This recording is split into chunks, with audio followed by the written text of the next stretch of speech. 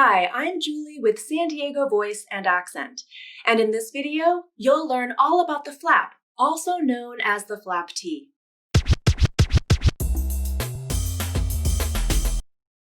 The flap is everywhere in American English, and if you want to sound natural to a native speaker and have good English rhythm, you must learn how to pronounce it and when to use it. It takes 100 gallons of water to make 1 pound of beans. Warm like melted butter. And I think there was part of the native Hawaiian culture that... So I wrote this letter and I was like, the human quality of judgment. If you've been studying English for a while, you've probably learned that the flap is called the flap T, and it can take the place of a T sound in words like water, butter, and better. Yes, this is true, and I often call this sound the flap T, but that's only half of what the flap can do.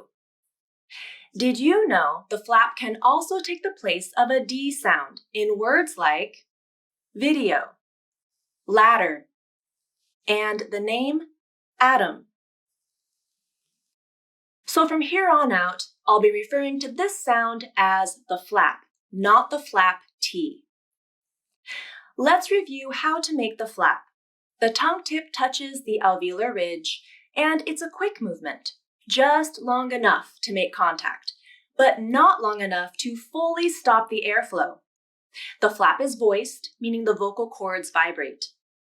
This is similar to a D sound. It has the same tongue placement and the same voicing, but the airflow is different. The D sound is a stop consonant, which means the airflow is completely stopped. Air pressure builds up behind the stop point, and then the airflow is released. Da, da, da, da. But this doesn't happen with the flap. There is no buildup of air, and no subsequent release of air. The tongue tip just flaps up quickly and makes very brief contact with the alveolar ridge. The flap is a lighter D sound, lighter and faster. Hara, hara, hara, hara. Let's talk next about the IPA symbol for the flap. When the flap takes the place of a T consonant, you may see this symbol or this symbol. And depending on the dictionary you are using, you might not see any special symbol at all. You'll just see the true T symbol. This is the symbol that is used in the IPA to represent the flap, so this is the symbol that I use. Another thing to know is when the flap takes the place of a D consonant, you will almost never see the IPA symbol for the flap in the transcription. This symbol is only used when the flap takes the place of a T consonant. There are 3 other names for the flap. You may hear it called the alveolar flap because the tongue tip touches the alveolar ridge.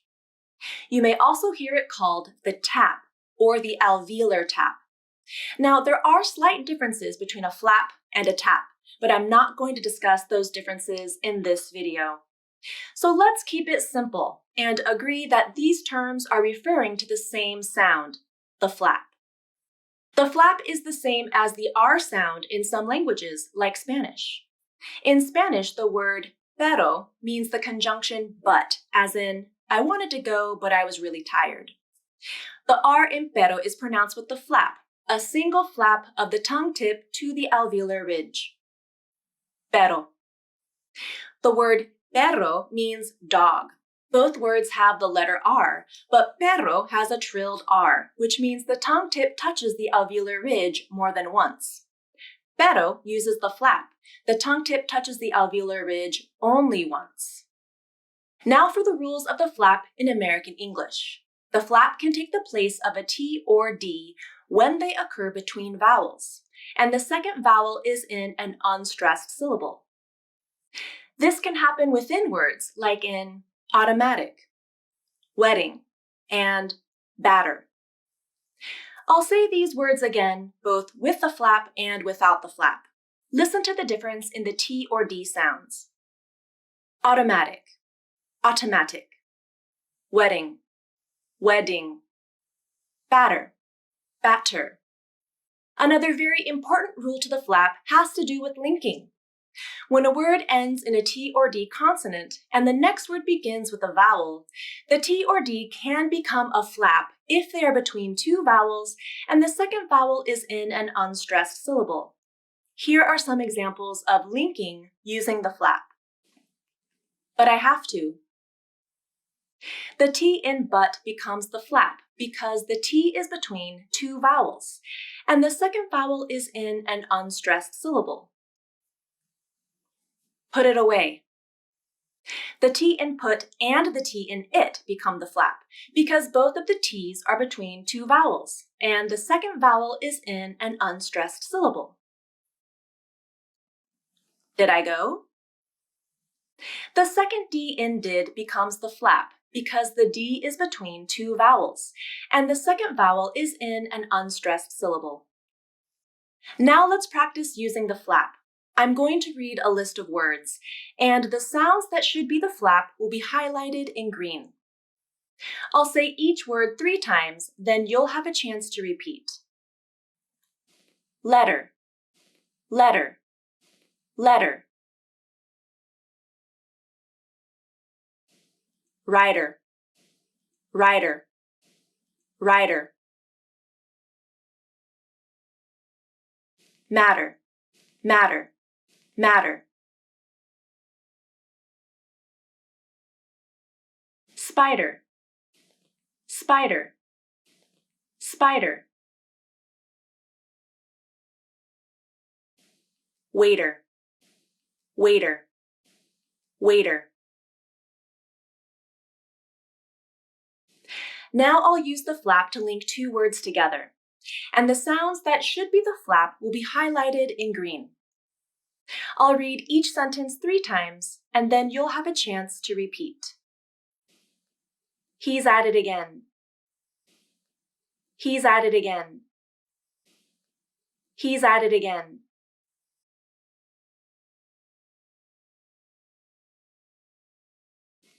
I added it to your bill. I added it to your bill. I added it to your bill.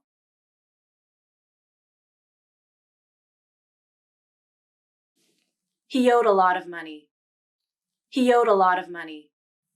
He owed a lot of money.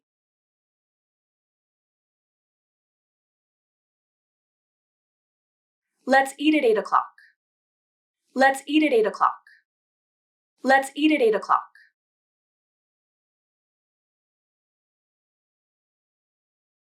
I hope this video helped you to feel more confident about using the flap in American English.